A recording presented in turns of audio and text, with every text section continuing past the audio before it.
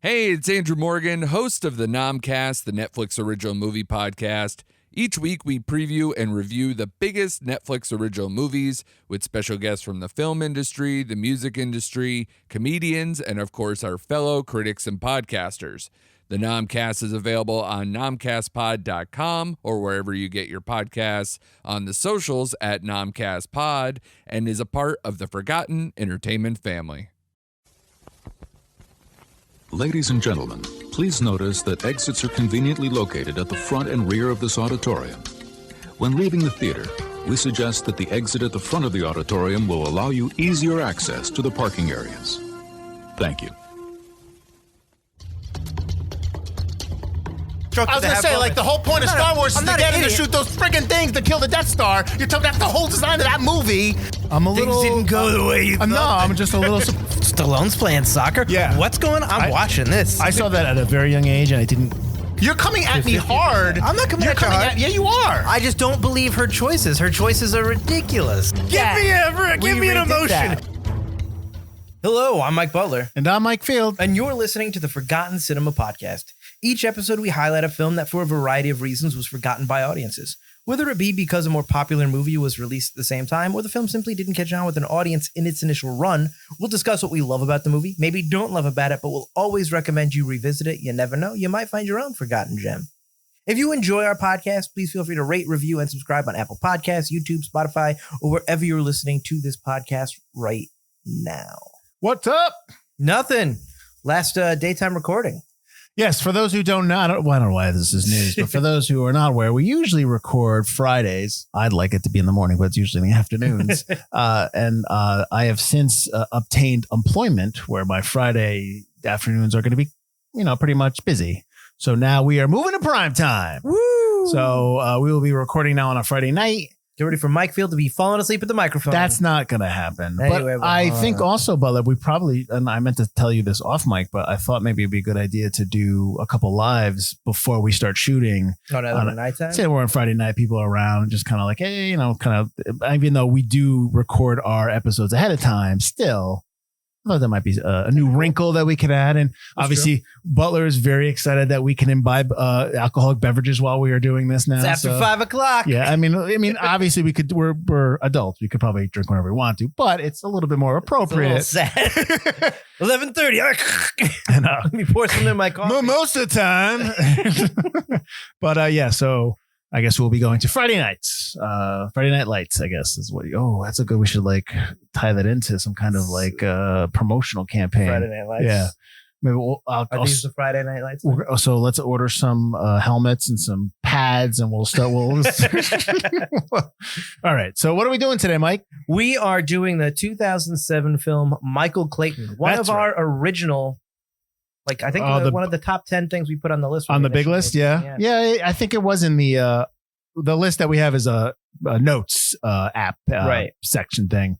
Do you remember the other ones that are up on the top of the list? I think Atomic Blonde. Atomic Blonde's up Minority there. Report, but I think we're doing that. Spoiler alert, next season. I think so. The Accountant's up there. Yeah, I almost chose The Accountant for the next season, but I opted not to. But anyways, we're not talking about any of those. I think we did the first three because I think we were let's get at least the first three done. I think Jarhead's up there too. Jarhead is, way up there. Yeah. So we do have a giant list that I just added 2 movies recently. So it's well over 200. Well, that's what we're supposed to have. That's what we want. Yeah, I know. It's good. It's good that we have these things. Well, we are doing Michael Clayton today, and let me give you the synopsis, some facts, and we'll get into it. Problem fixer Michael Clayton is brought in to clean up the mess after one of his law firm's top litigators suffers a breakdown while representing a corrupt chemical corporation in a multi-billion-dollar legal suit. That is one sentence. Dear Lord.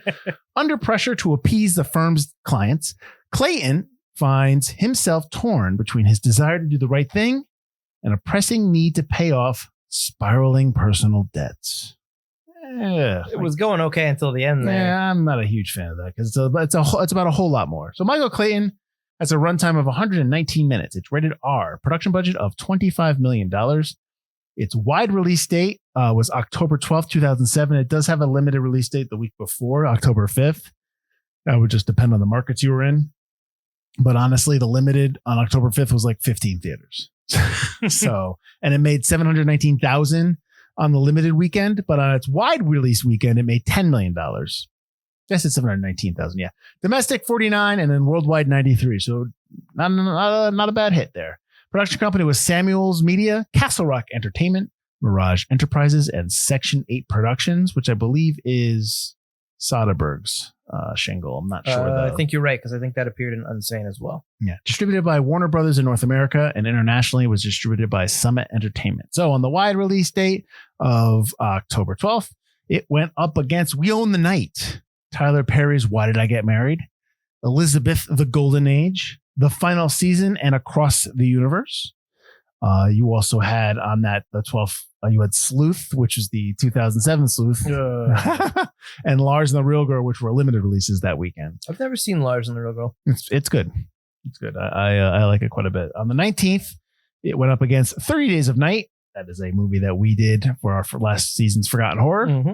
The Comeback, Rendition, Gone Baby Gone, Things We Lost in the Fire, and Sarah Landon and the Paranormal Hour.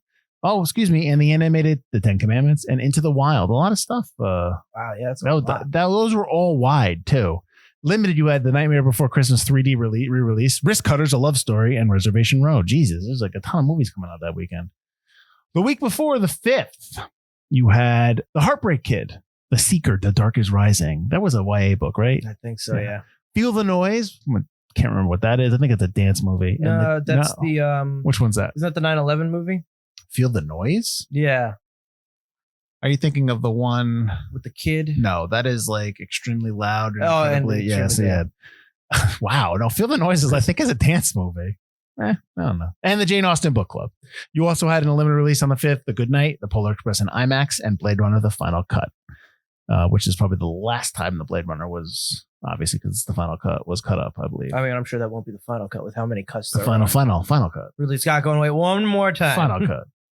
So this movie is written and directed by Tony Gilroy, he's written all the Bourne movies, but he directed The Bourne Legacy. He's also directed Duplicity, and he was part of the uncredited reshoots for the Rogue One movie.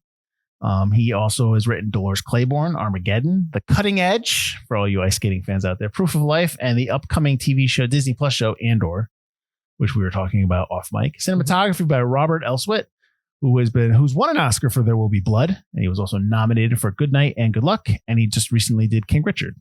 Composer was James Newton Howard, who's been nominated for 9 Academy Awards. He's also done The Dark Knight, The Fugitive, and the 2005 King Kong. John Gilroy is the editor. He is the brother of Tony Gilroy, the writer-director. He has done Miracle, Nightcrawler, and Pacific Rim. And then produced by Jennifer Fox, Carrie Orant, Sidney Pollack, who is in this movie, and Steve Samuels. Fox has done The Last Duel and The Report. Orant has done A Most Violent Year and A Walk Among Tombstones. Sidney Pollack is an accomplished director. He has done Leatherheads and Presumed Innocent. And then Steve Samuels has done The House at the End of the Street and In the Valley of Elah. That is the Tommy Lee Jones movie that came out 10 years ago, maybe 11. Mm-hmm. George Clooney plays Michael Clayton. He has been nominated for 2 Oscars. He's actually been nominated for 3, and he won one. Do you know what movie he won one for? I don't know. Let's see. Because I did blank. I completely forgot that he won this. I knew it yesterday. Now I forgot. He was nominated for The Descendants and Up in the Air, but he won for Syriana. That's right. Supporting actor, yeah. Tom Wilkinson is Arthur Edens. He is nominated for an Oscar for In the Bedroom, a really good film. The Full Monty, another good one. Selma and the Lone Ranger, which is a movie we did for our show season 2, 3? 2 or 3, early. Tilda Swinton as Karen Crowder. She was in Bird After Reading, Doctor Strange, and Constantine. She also won an Oscar for her role as Karen Crowder in this film. So congratulations. Her only nomination and win. Which is crazy to me. Yes, indeed. She's a phenomenal actor. She's such a chameleon. I mean, I can go on a Academy tangent if we'd like, but I'd like not to, but I would if you'd want me to. About how it's a popularity contest. It's not about skill. It absolutely is. It's one movie's anointed as the chosen one, and then everybody in that movie is nominated. And It's like, listen, if it's a good movie, that's great, but not everyone deserves a nomination. But whatever. Michael O'Keefe as Barry Grissom. He was nominated for an Oscar for The Great Santini. You might remember him from Caddyshack, but you also might remember him from the TV show Roseanne, where he played Jackie's on and off again boyfriend. Sidney Pollack played Marty Bach. He's in The Player, Eyes Wide Shut, and Changing Lanes, to name a few. Ken Howard plays Don Jeffries. He was in the 2008 Rambo film and the TV show Crossing Jordan. I guess he was a regular on that show. Merritt Wever as Anna. She's in the TV show Nurse Jackie, Marriage Story, and Signs, the movie Signs. And then you had, those are basically the mains. We had a couple feature debut people. We had a couple cameos. We had Catherine Watterson, who's in Fantastic Beasts, also the daughter of Sam Watterson. Her role is called Third Year, so she was one of the lawyers. She's got 2 lines. I know. You had David Zayas as Detective Dalberto. I know him from Dexter, the TV show. Angel. There you go. And Maggie Siff, who plays attorney number 1. This is her first film. You might know her from Sons of Anarchy. I also know her from Billions. Oh, I didn't even notice her. Yeah, she's like, you have to like, oh, there she is, and then she's gone. So I didn't know if you knew this. The 2 guys that were the killers. One is Anthony Michael Hall. No, right? No, that's not. Looks exactly that's like Terry Serpico, who plays Mr. Riker. Jesus, he looks exactly like Anthony Michael Hall. He does. He's in the TV show Army Wives and the movie The Purge, the election year. But Robert Prescott, who plays Mr. Verne, who's the kind of the guy who's the head of it. Yeah. Do you know who he is? He looked familiar, but I didn't. Did you ever see Real Genius? Yeah. He plays Kent, the guy that put the bug in his teeth. Oh, really? Yeah. I'm just like, I texted my buddy, I just realized that this guy is from Real Genius. It's like, dear Lord. If you have not seen Real Genius, please go see it. But yeah, I couldn't believe that. It was just like, oh my God. But yeah, but then I was looking through his resume and he's been in a ton of stuff. He must be, I wonder if he's New York based. Oh, maybe. Yeah. My God, this guy looks exactly like Anthony Michael Hall. So normally a lot of the movies we pick, they don't get recognized by the Academy. Mm-hmm. This movie did though. Yes. This movie was nominated for 7 Academy Awards: Best Picture, Best Actor, Supporting Actor, Best Score, Best Director, Best Original Screenplay, and Best Supporting Actress, as we just said, when Tilda Swinton deserved all those nominations. Yes, absolutely. Now I can't remember off the top of my head if you had seen this before or not. Yes. Okay. I saw this in theaters. Okay. So, but you had not seen it in a while. I have not seen it since I saw it in the theaters. I mean, I've caught it a couple times, like the ending scene. Sure, of course. Stuff like that. But that's the best scene. I'm curious if your opinion changed, good or bad, or on this film and between watches. I loved it when I first saw it. 2007, so it was my first year in college. And then I loved it, I think, probably even more now because I'm more of an adult. Oh, and I think are you though? And I think I can appreciate more. Well, I've been through film school, so I think I can pick up. Maybe I'm not an adult, but I can pick up things that I think I appreciate more now. But I really liked it. It was engrossing back then. It's still engrossing now. It's 2 hours in a movie that easily, these type of movies could easily be 3 hours and meander and just bog you down. This movie is awesome. Yeah, this movie is definitely an adult drama. And if you don't know, if you don't have a grasp of the story you're telling, absolutely, a 119-minute movie could feel like 3 hours, and this doesn't. It's not. I wouldn't say it flew by, but it doesn't feel long. It know what I mean? Yeah. And because you are engaged, you are engrossed in what's happening, why, who's after who, and what is you of North, right? North, yep. Like what are they up to? Like what are they? And I would be honest that a lot of the stuff that when I first watched this, and I've seen it a couple of times, when I first watched it, I liked some stuff, but I wasn't really clear on the machinations in terms of like who ordered what and who knew what, and right, that kind of thing, like who sanctioned the hit and stuff like that, and why. But then so I had watched it a couple of times, but that's not the movie's fault. That's just me not paying attention. Right. But so I'm able to, upon rewatch, I'm able to rediscover things in the movie and rediscover new aspects of the film. And one of the things that when I watched it again for us, I didn't realize how much the score in this film really kind of carries you through in a really good way. It's not giving you I don't think it's giving you a cue that, oh, hey, you need to feel this way. But like when the movie starts off, and it's such a great start of the movie, the monologue that happens in the story, and the music's kicking in, and you're just kind of like you're when you're sitting down watching, you're just kind of like you almost like you stand up and you sit up in your seat and you're just okay, something's happening here. Like you really start, it pulls you in. It's an adult drama, but it starts and kind of has these undertones of being this kind of espionage thriller. I mean, that's probably part of like Tony Gilroy kind of cutting his teeth on Bourne. But you get a lot of that in there. It starts with, like you said, that monologue and that music. It really starts like, what's going on? There's something going on, some kind of conspiracy at hand, some kind of undertones. And it's not like absolute evil. It's realistic corporate greed and evil. That's I'm just so unaware of that. That's right. it's still handled as if they were like this mega like evil corporation, which they are. But I think that makes it exciting to watch the way it's presented and the way it's filmed as well. I think the cinematography really puts you in the center of the action. Yeah, people who screenwriters and directors, I'll say screenwriters, writers in Hollywood are there for a reason. The successful ones are successful for a reason. They know how to write. They know how to tell a story. Yes, you can hem and haw, nitpick back and forth about certain writers, and that's fine. I'm talking about the people. I'm talking about if you're looking at it as a whole, the middle, like 80%, 85, 90% of people, they're there because they have talent. Right. But when you watch something like this and with Tony Gilroy, what comes to mind when I think of it is that he really knows what he's doing. Like he knows how to tell the story. Yep. And so there's a confidence factor going into a Tony Gilroy film where I'm like, I'm going to get something that's well written. Yeah. Like I'm going to get something that is not just, I did 3 drafts and it's great.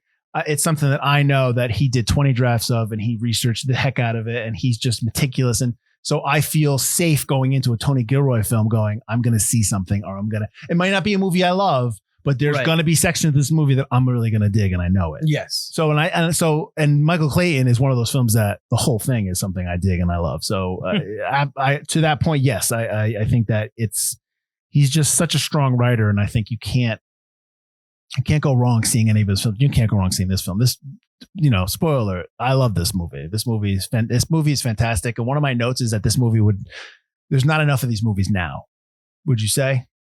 Oh, absolutely. Yeah. These were kind of like late 2000s films, and then they kind of have died out, it seems. The adult drama, the modern day adult drama movie has dwindled. I'm going to say disappeared, but it has dwindled for a variety of reasons. Right. One of the reasons would be, we love this script. Can you make it a 6-part series so we can put it on Peacock? Exactly. It's going to streaming. Right. Or even if it is a film, it's going to Apple Plus. Right. Or Apple TV, rather, or Amazon. Right. Because Amazon and Apple do a really good job at picking and finding films like that. The movies in themselves, they're either taken away from the movie market, the theatrical market. Yeah, the theatrical market, and they're put on streamers to get you to go there. If you don't go there, then you're going to miss them. You're going to miss out on them. Yep. Or they're broken up into a series where they're going to put somewhere, and again, you miss out on it. Like not everything needs to be broken up. Like if this movie was taken into a 6-part series, I do not think I would be as interested in this film because now you have to do character dives into all the characters, and quite honestly, I'm only there for Michael Clayton. Yeah,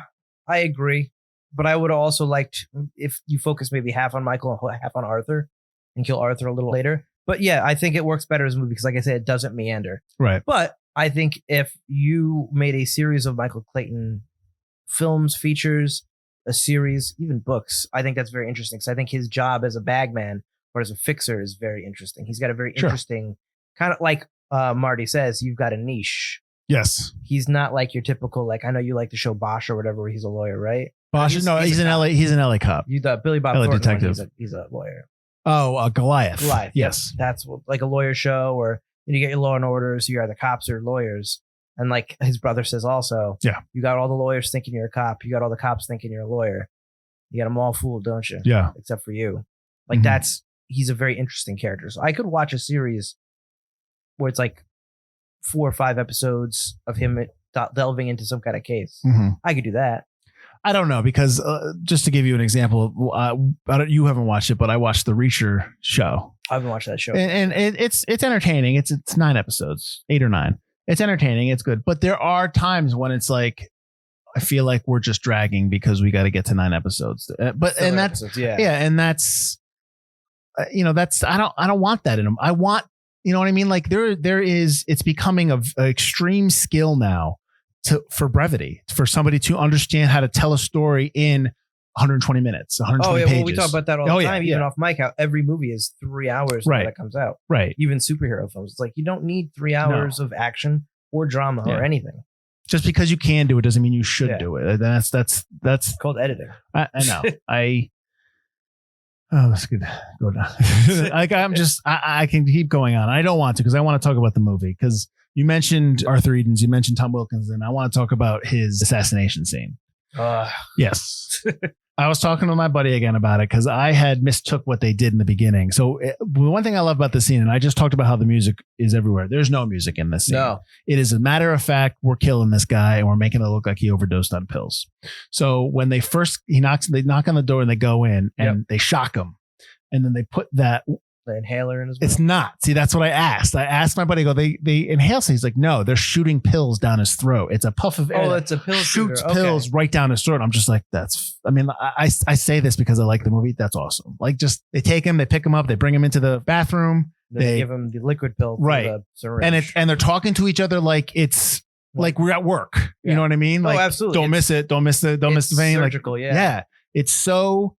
He knows how to slide. He slides right from his head to under the foot with ease. It's so efficient and so precise. It's terrible because you're watching them assassinate this guy, but it's the way the scene is shot and the way the actors perform it. It's so awful when you watch Eden's hand start shaking and they're like doing the pulse. It's just it's making sure he's dead. It's such a good scene, and it's almost like you want to show that scene. There's a couple scenes in this movie. This one that I'm talking about now is. If I was teaching a film class, that's a scene I would show. It's like, you want to do something like, and it's like the whole thing is showed on film, that entire shot, and it's a tracking shot, right? It is. They don't cut. They track when they go into the room, but I think they cut when they get into the bathroom because they have to. Right. Cuts them off. Yeah. But you're right. No, it is a tracking shot. It to start off, they have that one shot. How long do you think it took them in rehearsal to get that right? They probably rehearsed the heck out of that. I mean, it probably helps that it's a studio apartment too, so they're able to move around a lot. Oh yeah, you got a big loft. But they had to rehearse that a bunch of times. But it's such a simple scene. And I don't mean it's simple in terms of like, oh, that stuff they're doing is easy, but it's such a simple, we're coming to assassinate this guy. And this is what's happening. Boom, boom, boom, boom, boom, done. That I think people overthink scenes. I think people overthink, when they're shooting something, okay, now he needs to be murdered. How are we going to do it? It has to be at night. Yeah. It has to be by this lamp because we need this lighting right now. Here it's stark white, a cloudy day, just boom. Center of the loft to the end of the loft. Yeah. Just here we go. They could have easily done stuff where it's like he's in the room and there's shadows and you see the head, them running by. Cuts, and he's like, well, what's that? And like they could have easily done that kind of stupid stuff as he dies. Yeah, exactly. And they didn't. Yep. It was like right after another scene where he's just like, boom, boom, knock on the door. Like, oh, what's going on here? Yes. Boom, boom, boom. Oh my God, what are they doing? Like, so it's just such a well put together scene. A well put together moment in the movie. Like I said, it would be take that scene I would show potential film students like this. Look at this, and let's talk about what you like about this scene. What I also like is it's not a perfect end. It's such a heartbreaking end to his character. Yes, because you watch him as this absolute insane lunatic. I think the first time you get his rambling monologue at the beginning, but then the next time you see him, the first time you physically see him, I think is the video, right? Is the video of him taking his clothes off. Yes, yeah. And which is absolutely crazy. And then he's kind of nuts talking to Michael, and then he gets this lucid state, and the last time you really see him is one of my favorite kind of monologues where he goes like, I have great affection for you, blah, blah, blah. You leave your interesting life. But then he kind of threatens Michael when Michael's like pushing too hard. He goes, think you got horses for that? Well, good luck and God bless. But I'll tell you this, the last place you want to see me is in court. Because like he's supposed to be like a mastermind in the courtroom. And like he's getting his kind of, he's still crazy. He's got a whole bag of baguettes, but he's become more lucid. He's got a mission. He knows what he's doing. He's on the right side for once. And then the very next scene you see him is that assassination. Yeah. But it's a great character arc, and it's short. It's about halfway, maybe 3/4 of the way through the film. And then boom, now all your focus is on Michael Clayton. Yeah. He's got to kind of like a come to Jesus moment. He's got to figure out, I mean, now you could say that part comes with the explosion of the car when they try to kill him. Oh, for Michael, yeah. Although he does feel bad about Arthur being dead because you can see he's, I'm just a janitor. Like he tells the guy that, which is another great scene. Oh no, absolutely. Did the non-linear storytelling aspect throw you off a little? I loved it when I saw it the first time. Right. But when I watched it this time, I did have a note that goes, I don't know if I needed the 4 days earlier. The title thing? The title thing, yeah. But I mean, you just in general. Okay. Like, I don't know if I needed to open it with the car explosion. Obviously, they want to open it with something exciting. Well, they open it with the monologue that he tells them in the jail cell. Right. Then you go, when you first meet Michael, it's the car accident, and then the horses, and then the explosion. Mm-hmm. Mm-hmm. But I think the movie would have been fine to do it more linear. I don't think you needed the 4 days earlier. It didn't really throw me too much, but I remember liking it the first time and not really. I mean, it was fine. Mhm. I'm not saying you definitely have to take that out, but I don't think it was necessary. Well, I just think it was a choice, maybe a choice that you might not have done or someone else might have done, but it was just a kind of a choice to, I mean, it's just kind of to send you how did it get to this kind of thing? Like every time I see that now, I'm just reminded of the Rick and Morty episode where they're talking about the guy who's reading a screenplay to Morty and he goes, cut to 12 days earlier. And then Morty just rolls his eyes. And now I'm just like, maybe that is lazy storytelling. I originally didn't care. Now every time I think of it, I go, did they need it? Well, I don't think I understand what you're saying. I think that Michael Clayton does it well. And I think when a movie does it well, everyone copies. Like how many times, and this, I'm going to go off track here, but I don't remember what, it was a TV show or a movie. And it was a popular one. And they talk about the parable of the frog and the scorpion. And you've heard this, right? Yeah. Okay. And not that it's not brand new, but it just, you didn't heard it in a movie or TV in front. And now I see it everywhere. I'm just like, you guys, I mean, like, I get it. Like you all know each other and you're all influenced by each other, but why do you put it into your script if you've already heard it? You're just copying at this point. Like, oh, really? I haven't heard that one. I remember the same thing too with Tomorrowland with Feed the Right Wolf and all that stuff. Which Wolf do you, and it was everywhere again after that. I'm like, it might not have originated with Tomorrowland, but it was in something else beforehand. That's what I'm saying. I don't remember that being in anything. I'm saying I heard it in a couple of things, TV or movies. Sometimes they see something that works and they take it and run with it. I mean, but Michael Clayton's not the first one to do cut to 10 days earlier. No, I got you. This is me. TV shows. You're probably wondering how I got here. TV shows do that. You know who does that a lot is Billions. They do that a lot. They'll start off their movie, their episode, and then it'll be like 48 hours earlier. I'm just like, okay, here we go. They do that a lot. I like that show, but they do it a lot. I just think if your story is exciting enough, you don't need to cut to something further down the line. It's just a different way it's just a different storytelling. I get technique. I don't not like it as much as I don't like. I don't hate it. I'm just saying, is there a better way to do it? I was saying I don't like it as much as I don't like voiceover, just because because it's sloppy. Voiceover works in certain, we've talked about like works in noirs and stuff, but yeah. So would you have liked this movie if Denzel Washington played Michael Clayton? Because he turned down the role. Yeah, I would have. Would you think? Well, you think it would be better? Ooh. I like George Clooney. I don't think he's amazing. He's always pretty George Clooney. Well, he's definitely got great for Michael Clayton. Yeah. Well, you can't. Yeah. Now that he's done the character, you can't really picture anyone else. I got you. But now I can still picture Denzel as the character because Denzel's so good. I think I would have still liked it. Yeah.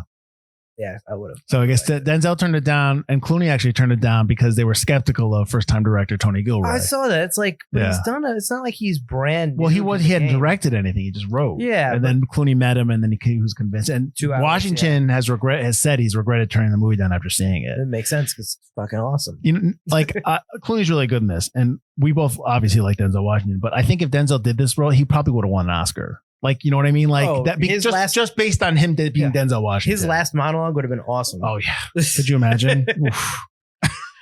I mean, Clooney does it great, but yes, could you imagine? They paid Denzel Washington $10,000. Could you read this a little bit here for me? Can we see it? Sidney Pollack, who's like I said, is in the movie, plays Clayton's boss. Well, freelance boss, I guess. Right. He actually read the script. He wanted to direct it. And he wanted to direct it. And Gilroy was like, no, I'm saving this for me. I'm like, damn. I mean, I don't know if I could have done that. I would have been like, yeah, go ahead. Depends on how long he was working on it. Like, but it's his dream script. But I mean, I know you've seen some of Pollack's films. Yeah. For those who know Sidney Pollack, this almost is like a Sidney Pollack film. Oh, absolutely. You know what I mean? Perfect. Yeah. Absolutely. Sure. Yeah. I could just see Sidney Pollack's name all over this.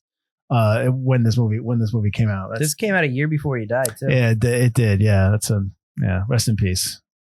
Did you know that the Parallax View was cited as an influence to this film? Have you ever seen the Parallax View? No, I know of it, but I've never seen it. It's kind of like along the lines of like 3 Days of the Condor. There's a conspiracy and they're trying to stop an assassination. Yeah, they're stopping it, or they're trying to. They're trying to. Warren Beatty. Yeah. It's not as good as those other. I don't think it's as good as those other spy films back in the 70s, but it is it's definitely a 70s film that I would recommend if you were looking for something that you hadn't seen. Yeah, I would if I ever saw it and I had time. I would definitely watch Parallax because I know a lot of people talk about it being really good. Yeah.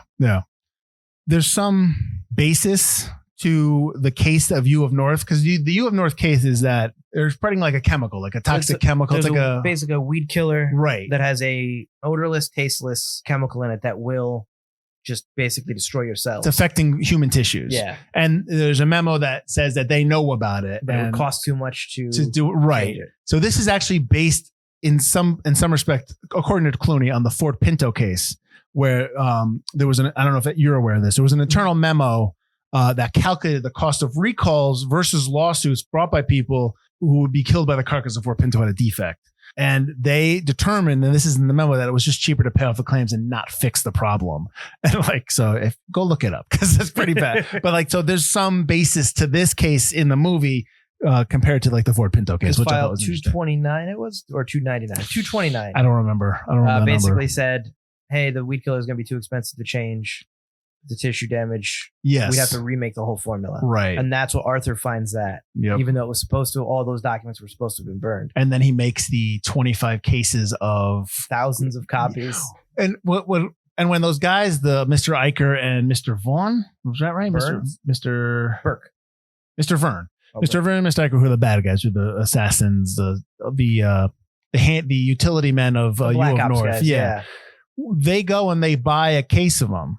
They get a case from the shop because they follow Clayton there. Well, you didn't get the other 25? Like, you just got the one case? We got a problem. Why didn't you get all 25 cases? Hey, my buddy wanted me to grab a copy of that thing. Yeah. That probably would have worked better. Yeah. But he didn't know the conversation, so he didn't know there were 20,000. True. Okay, that's He's true. probably just, hey, can I get a copy of what my buddy had? I was supposed to get one too. Yeah, maybe. You're right. Okay, you're right. That's right. The copy guy is actually Tony Gilroy's son, apparently. Nice. Look at him. Nepotism at work. Yeah. Get that SAG card. His wife's also apparently the person, one of the people that works for Tilda Swinton, I think. Oh, just kind of like the background? Yeah. Ah, all right, cool. What did you think of? I mean, obviously, she won the award for Best Supporting Actress. What did you think about the Tilda Swinton character, the Karen, the original Karen? No, I'm just kidding. The Karen Crowder character. She's awesome. I mean, she's clearly the villain, but she's also someone who's just way over her head. Well, when you first meet her and she's crying in the stall, you don't realize that. You think she's crying because she's the pressure, just whatever. Just pressure the job. But you don't realize that it's because she just ordered someone to get murdered. A second person. Yeah, exactly. So she's like crazy. Like she's just way in over her head, trying to keep her job, trying to keep Don Jeffries safe. Well, yeah, the Don Jeffries and all the older white board members, all the men, right? And like she's the only kind of female there. On the board, You could definitely say like when she's rehearsing all her stuff, and you could definitely say work-life balance. Well, when you love what you love what you do, and it's hilarious now because not hilarious, but with the pandemic, work life has become a huge thing now in terms of in the corporate culture because people, they don't want people to leave because everyone's like, F you, I'm out of here then. And like, oh no, we love work life. We love work life. You can see her. That's all her life is. Yeah. And like, I love that they show her, with her in her bra or in like her tank top, and she's imperfect. Oh yeah. I just really like those shots that really humanizes her as like this. She's the villain clearly, but she's also very human and very flawed and in over her head. She doesn't necessarily she chooses, obviously she says, do the other thing, which she knows is assassinating when she's talking to Mr. Well, because she wants to save her. It's her career against someone else. Right. So she orders the hit on Arthur, but you can tell like she doesn't really want to. She's super nervous about it. I think she does an amazing, fantastic job. She's very vulnerable as a villain. It's very interesting the way it's written. I'm curious if a lot of the stuff that they did with her character was in the script or was from her, because I don't know her process as an actress, right. But I get the sense that she does a lot of research, probably brings a lot to the table. That's what I'm guessing. Oh, I'm sure. You know what I mean? In terms of like, I think like, kind of like, some actors, and I know this probably, you kind of write your little backstories, like try to where your motivations are coming from. Even when a director's like, hey, you're just happy. You're like trying to figure out why you're happy. The number one thing that in one of my acting classes, they tried to hammer down is always make a journal. It doesn't matter what character you are. If you're a background extra, I don't care. You write down that helps you. A summary of your page. Yeah. Cause then you always have something to look back to when you're not doing dialogue, when you're not speaking, that's like the end of the film, the credits are Michael Clayton in the taxi cab reflecting on everything that happened. You need that. You can't do that without having that backstory, without knowing your character inside and out. And Tilda Swinton is such a chameleon and such a great actress. There's no way she doesn't do that. Yeah. Yeah. Although I also would very highly doubt that Tony Gilroy, kind of like Michael Mann, doesn't give them like a whole report on here's where you were born. Yeah, I don't know. I know we've talked about Mann being like really in depth on the background. Yes, yeah. So proficient on all that stuff. So I don't know what Gilroy would be like, but I mean, so I know he made the game that's the book series. Yeah, he kind of wrote the first couple pages of every chapter, and so yeah. There's in the movie, Michael Clayton's son, who they cut out his wife, Jennifer L. plays his wife, his girlfriend. His girlfriend, right? But right, you're right. But he does pick up his son from his ex-wife's. He does pick up his son from his ex-wife. Yeah, she's in the movie. Yeah, but like briefly. Stepfather. Yeah. But yeah, not really often. But I mean, and that's fine. So like his son is reading this book called Realm and Conquest, and Gilroy wrote the first 2 chapters of it. They designed the cover. It's supposed to be like a young adult book that's about the metaphor for truth and justice. Mm-hmm. But they created everything for it. So that stuff he's reading is them, right, which is pretty cool. But also, yeah, that's the detail as a writer that Gilroy goes into. I mean, maybe he gives the building blocks to the actors and actresses about what he wants and tells them go off and let me know when you come back and we'll work on that. I think that'd be cool. I mean, I think that's, if I was writing something like this, maybe I would do that. Give the actors some leeway to make their own backstory. Right. Come back to me. Let me see what you got for a backstory. Right. Because what was it that I was reading? It was Harry Potter, I think. I was watching like a documentary about it, and you were supposed to write, was it Alfonso Cuarón wanted them to do a report on what your characters would have done over the summer or something like that to see how deep they would be in character. And everyone wrote like something like Harry Potter wrote a page, Emma Watson wrote a report basically. Yeah. And Rupert Grint just didn't do it. Yeah. Which is on par with it, obviously. But I like that idea of the director going, let me see how far along you are with your character. Because then you know who you have to work with maybe more or less based on that. Sure. And that was the 3rd movie he did, right? Prisoner was the 3rd. Yeah. But I always thought that was a really interesting story because I think that's cool too. Well, I mean, you're investing 6 months of your life into telling a story between pre-production, production, and post. You want to make sure your actors. I mean, I think you'd want a bunch of people involved that are invested. And, right. Sure. You know yeah. I mean, you don't want George Clooney to show up the day before. I got it. And, I got this. John Jeffries, right? Yeah. Which was my. That's how you get mediocre films. That's how you get films. You're like, yeah, so it is all right. That's how you get. That's what you get when you do stuff like that. Yep.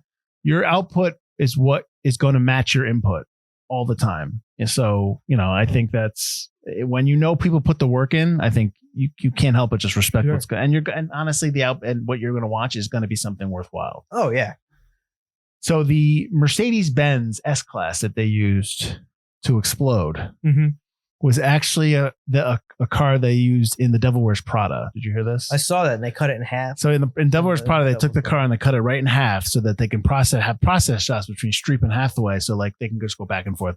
Right. Then they said they took the car and they welded it back together so they could explode it, which is like, all right, well, I guess you got all the best out of it. You could. Right, exactly. I thought that was interesting. We buy a whole new Mercedes-Benz. Let's stick some tape on this guy, paint it, and blow it up. I almost want to go back and see if I can spot the welding marks. They said all they did was paint over it. No, probably. I'm sure you can see it. Yeah. Did you know what the fake title was when they shipped it to theaters? I didn't even know this. We probably had this movie. That was the fake title. Yeah. I had read it and then I forgot about it. State's Attorney. Yeah. All right. I never even read those half the time because they come in when they started coming on hard drives, and I'm pretty sure Clayton was a hard drive. Right. Yeah. Like you just open it up and look. You don't even look at the sticker. Yeah, they're all fake titles. Yeah. Although the Batman had the Batman on it, which I was surprised. Well, I was like, Buzz Lightyear is some kind of weird title. Oh, the Lightyear, the new one? The Lightyear with that we get. Oh, Buzz Lightyear. Or the movie. The new movie, Lightyear, yeah. Any ad marketing and stuff is always a different That's space Disney. title. That's Disney. Disney always does. Yeah, then Clayton's not Disney. Warner Bros. Is like, whatever. Go steal this hard drive. We'll just send another one. You can't unlock it anyway. Pretty much. I mean, we tried.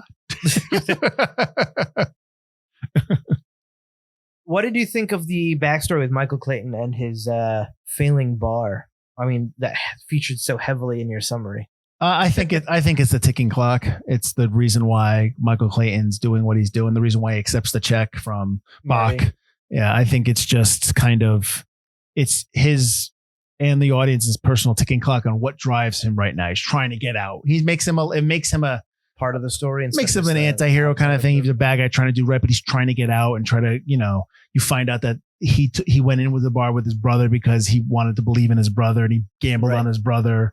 So he's got a gambling problem. Yeah, to begin with. I think it just makes him, because he's a failing bar, but it's not his fault that it failed. His brother is a drug addict, and his brother. But he screwed up. Michael had to, he's trying to pick up the pieces and fix this now. Right. So I think it just gives you some character to Clayton, and the reason why I think it also shows you why he's not going to take the payoff at the end. Like when he's setting her up at the end, you kind of get the sense that he's doing this for a reason. Like he's doing this to get her on tape to con her, because if he just like burned the bar down or something to try to cash out himself, the fact that he did the bar for his brother kind of shows him as somebody who actually is a good person. Right. He does what's right. He wants to be out. He doesn't even want to be, even if he wasn't a fixer, quote unquote, or the bagman anymore, he wants to go back to being a trial lawyer. He said he was good at it. He was the assistant DA for New York City at one point, which is interesting because then he's in debt with the mob basically for that's $80,000. Well, it's probably because he knows them through working in New York, being a fixer, and he's like, "Listen, I got a sure thing. My brother's doing this." Yeah. But I think it's interesting because his brother's a cop, his father was a police chief or whatever. Hey, everyone knows everyone. It's like But you get that because when he's at work and you see him like making all the calls, he knows everybody who can connect you to everybody. But that's I believe all that. You know what I mean? Like it's believable. Sure. Yeah. One of the scenes I liked was when Karen Crowder gets the phone call. And she's walking with Jeffries and everybody, and then she gets the phone call to say like we've got a problem. And then she stops, and they all walk ahead of her. And she's walking back. I thought that was a really good moment. I like that scene quite a bit. Just kind of like the way it's set up. You talked about the scene with Arthur with the baguettes. I think, and one of my notes there, because when he replies to Clayton and goes after him, I like that scene quite a bit as well, because also it shows that he's maybe off his meds, but he's not that off. He's not crazy. Right. So I like that, the way they did that scene. That scene always, when I saw it originally and when I see it now, like when I first saw it, I was like, he's winning best supporting actor for me. And then he didn't, and I was pissed. And then I saw it then and I was like, he still should have won best supporting actor. He is so good as Arthur. We talked about the ending a little bit. I don't think there's really much else you can do with that ending. I don't really want to see the rest of it, No, I'm saying it's perfect the way it is. Yeah. I mean, it's also like kind of a nice throwback ending to films like, obviously I haven't seen Parallax, but films of that time where they just kind of end like French Connection and stuff, where you don't need this big wrap up, like denouement of the film. Like I don't need to see what happened to Michael Clayton. I don't need words on the screen saying Michael Clayton paid back his bar. He actually became the assistant district attorney. His relationship with his dad and son have never been stronger. He's married with 3 kids in upstate New York. I don't need that. I don't need Karen Crowder fixing problems such as his gutters. And the movie would end with like North paid a settlement and is still continuing. Oh yeah, that's how it would end. She's getting arrested and she's going to be scapegoated, and they're just going to go on. They're going to pay a huge fine. Yeah, but they're not going to. There's nothing. They're just going to pay a huge fine and lose money, and that's it. Plus, Don Jeffries, like you don't even get the think. Like I don't think he knows that he killed, but he doesn't know that the memo's out. But he doesn't know that the memo's out there. Right. She just asked for the Black Ops guys, where she could be like, John Jeffries told me about them, and they'll be like, well, why did you have him? But who are these guys? How do you know them? And he'll lawyer up, but no. The fact that his name is on that memo, he'll probably have to resign as CEO. They'll be like, well, then you knew about this poison. It did nothing. Yeah. Right. I don't know because I know it's also up against the attorneys. They have a merger coming up with the London office. I don't know if that would affect that merger because they do a settlement. So their business is done. I don't know if they would be retained for like U of North's future problems. Well, like he's like U North will probably bring the Arthur stuff back up and go, he didn't do his part of the job. But also U North killed Arthur. So that's also what I mean? But if there's proof of that, that's the thing. I hear you. Although she kind of admits that with the silence and the payoff. So yeah. Try 10. That's a great scene in the end when he shakes her down and he records it. I may take a picture once A takes a picture. That's such a great scene. I do like when he gets into the cab and drives around and the credits start rolling. And it's like when you're in a movie theater, when you're watching a movie like that and the movie ends and the credit starts and the music and it's just a picture of him, it's almost like it allows the audience to decompress in the theater. Just like Michael Clayton's decompressing. Right. Because one of the things I can't stand as a moviegoer, and mind you, I've not been to the theaters in 3 years for a variety of reasons, not pandemic related, but there's really nothing. I'm lazy.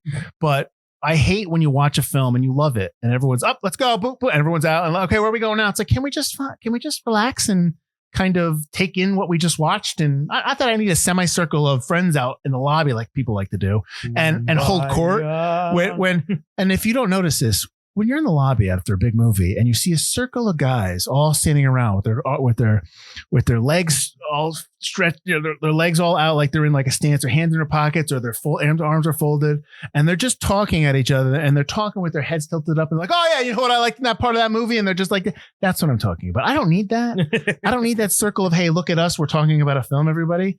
But I think this moment in the movie is a time where you can sit in the theater like, oh man, like you could just take it in. Yep. And like where Michael Clayton on screen is decompressing from what just happened, you are decompressing after you watch this film. I don't know how you feel about that. But I absolutely feel the same way. You could tell in his eyes, like he's different emotions. He's like mad, then he gets sad, then he gets just like, yeah, we let's air out like, oh, it's over though. And at the end, he's got a little bit of a smile. It's just like, it's perfect. Well, I think absolutely perfect. A casual person who I like watching movies, casual, just probably sees that and is just like, oh, okay, it's the end. But somebody who loves movies or an actor or somebody who knows the process, right? You're seeing acting on screen. You're like, you know what I mean? You are seeing just as much effort on screen at that moment as you did in the previous scene when he shakes down Karen Crowder. Yep. So I think recognizing that is just, and I'm not saying like we see something you don't. I'm not saying that. I'm just saying we're recognizing that. We're saying, hey, he's doing a lot of stuff. It's not just him sitting in the cab relaxing because exactly. Yeah, George, just stay here for 5 minutes. Yeah, he's performing, which is fantastic. Yep, absolutely. In a close up with no dialogue, trying not to stare at a camera that I'm sure is like on his nose almost. So we talked about some of the lines. What are some of the lines you liked in the movie? I know you talked about the end. We talked about try 10. Like when he's shaking it out. One of the lines I like that I'm going to use all the time now is "You're wrong. You're way the fuck wrong." I want to use that line all the time now. I like I'm an accomplice. You're a manic depressive. Like just how quick he says that line. Yep. Obviously, when the shakedown, when he's like, "I'm not the guy you kill. I'm the guy you buy. Are you so fucking blind that you don't even see what I am? I sold out Arthur for $80,000. I'm your easiest problem, and you're gonna kill me." Kill me. Yep. I also like. We got to meet somewhere else. Oh, somewhere else. Okay, like my car. Yeah. But like his $80,000 line is, there's so much honesty in that line. Yep. Like he's like, you just buy me off, but you tried to kill me. So you know what? Fuck you. Here we go. Yep. It's like that's what you feel like he's saying, which is great. And you talked about, I'm not a miracle worker. I'm the janitor. I love that. There's no play here. There's no angle. There's no champagne room. I'm not a miracle worker. I'm a janitor. Yeah. The math on this is simple. The smaller the mess, the easier for me to clean up. Yeah. You hit a guy. You just drove off. Exactly. I'm saying. I like a couple of people for this. Yeah. But I love, like, even the guy's wife in the background does a really good job. Just in the background with the cup, like clearly shaken up by all of it. And he's trying to make all these excuses. And she just tosses the glass. That scene is just incredible. Well, that guy's an asshole and he's going to jail. Oh, absolutely. Fix this. He was running in the street. You take that. You take the fog. You take the road. You take that. It's like, come on, dude. I want to get Marty on the phone. So obviously we love it. We like this movie quite a bit. But Butler, why is this movie forgotten? Why are we saying it's forgotten? I think a lot of what we talked about before, adult dramas just kind of are relegated to streaming platforms or 6 or 7 part series, which is ironic because these are the kind of series that HBO does. And it's actually available on HBO Max right now. But I think that's how you see these films. You see them as long 4, 5, 6 part series that you have to like, or you're wrong, or you have to want to watch. And it's like, I don't want to watch those. Yeah. I don't want to sit down. Like, I know you talked about that Kate Winslet one that came out a while ago. Mare of Easttown, you should watch that. Like, I don't care though. Okay, but listen, I'm telling you should watch it. If that was like a 2-hour drama the same way, I absolutely would. But to try to sit down and watch something that's kind of going to be longer, right? It's tough, like you said. But this is an hour and 59 minutes.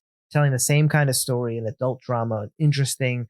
It moves. The acting's incredible, but you don't get those very often. And because it's been so long since we've had them, I think they have kind of become forgotten relics, almost like relics of the past in terms of a filmmaking genre or style. There's definitely not. But let's be honest. People aren't coming to the theaters for adult dramas.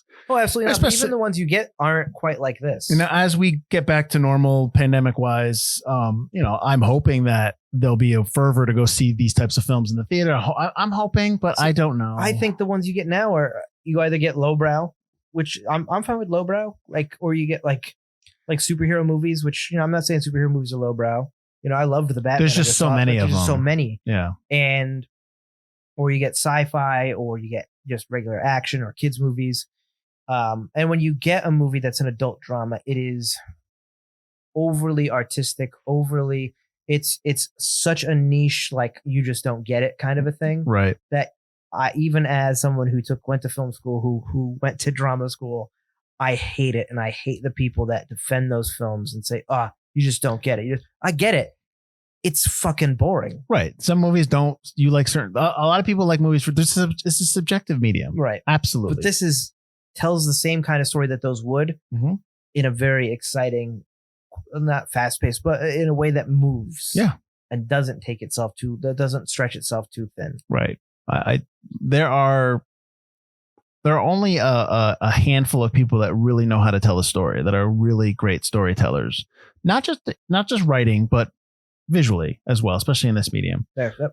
And it's too often or not, people are just anointed as, this is fantastic. It's like we were having a conversation about the Oscars for this year, and this will probably come out after the Oscars are announced, or the winners, whatever. But there are Oscar films that I don't like. I'm just like, whatever. Right. But that's not why they're nominated. They're nominated for a variety of reasons. And if you want to do an Oscar special show for us, we can't, because I'll just tell you what I feel about everything. But that's just it's all subjective. But I will tell you this. I will say this, because I watched West Side Story, Spielberg's West Side Story. Right. It's phenomenal. It looks great. It feels great. And the thing is that the movie has the advantage of obviously being already made. The songs are already written. The songs are already popular. So that stuff's good. But what he does with the songs and how they shake it out, and all the actors and actresses and everyone involved, it's a movie that when I see that it's nominated for an Oscar, I'm like, that's an Oscar nominated film. I'm not saying it's a winner, but I'm saying that's a film that I recognize as Oscar nominated film throughout the generations. People like to crap on Spielberg all they want. I know we are not one of those people, but right. People like to crap on him all you want. And you may not like all his films, but he is such an adept storyteller that he is far and away better than anyone else. I'm sorry. He's just, you can come at me like, you're an apologist, Spielberg, Indiana Jones 4, fine, whatever.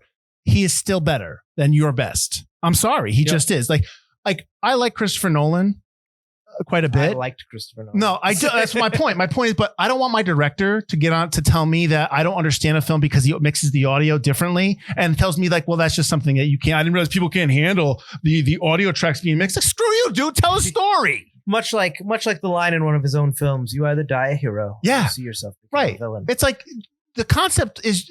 I get in film, in the medium itself, you can do different things, but at the end of the day, your first goal is to tell a story to an audience. Yep. And if you are not doing that, what do you do? What do you expect from us? So I know I went on a tangent there, but my point is that like movies like Michael Clayton, Tony Gilroy, this is a well-told story. And I totally get your point about Mayor of Easttown. And I'm wondering what a Mayor of Easttown movie would be like. It probably would lose a lot of characters. Right. And I get that. I understand that point. And like I said, now that I've seen it's funny because I see Michael Clayton as a movie. I don't know if I can see it as a series. Using your point, Mayor of Easttown as a series, I don't know if I can see it as a movie. So it's just, you know what I mean? It's just kind of like, it's weird. But I totally get that point.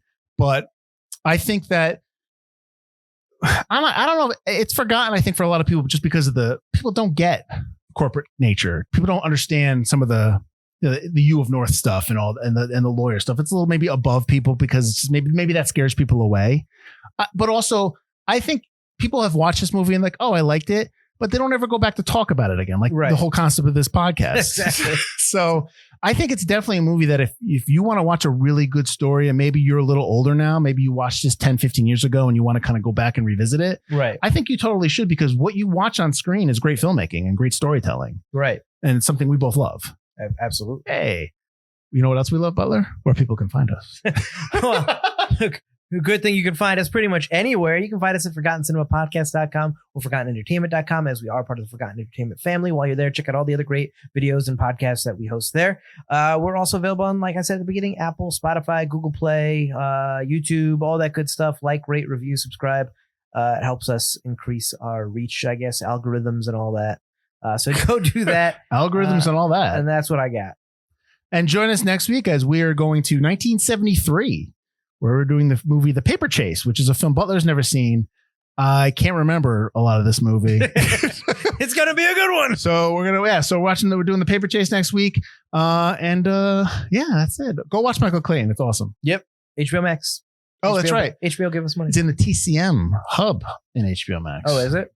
Well, if you just go on, if you have a Roku, you just say Michael Clayton, it'll pop up. But yeah. I went to the search bar in HBO Max. Oh, did you? See, I see. You watched it on your. Did you watch it on Roku? I watch on my Xbox. My Roku sucks. Whoa! Your Roku sucks. Your PS5 sucks. My PS5 does suck. Sony, give me a new PS5. You heard that, Sony? Do you listen? Are you listening? All right. So next week, Paperchase. Until then, have a great week. I'm Mike Field. I'm Mike Butler, and this has been Forgotten Cinema.